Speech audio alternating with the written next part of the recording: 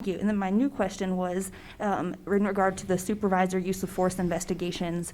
Just wanted to check that those are happening. That's not a new thing, correct? And if there's any details that can be shared with the council or the public, like big picture data, like anonymous numbers or anything that can be shared, and wondering if the uses of force are often or ever deemed excessive or not appropriate through that investigative process.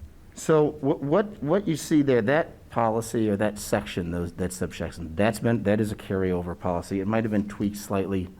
Maybe there's a few extra variables that have been added, but that was in the prior policy.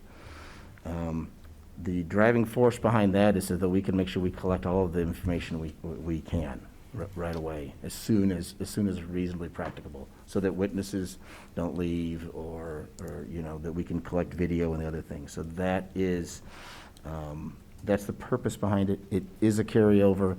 I don't have data for you tonight with regards to how many were there.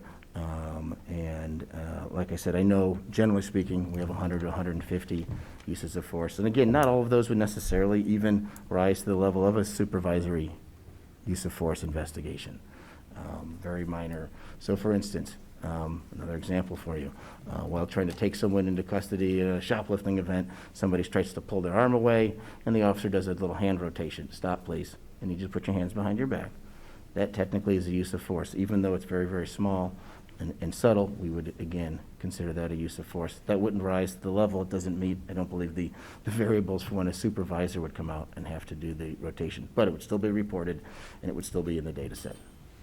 And could we have some of that information, again, just the big pictures, this year, this was the Sure. number of uses of force, the number that were investigated, the number that were deemed appropriate or not.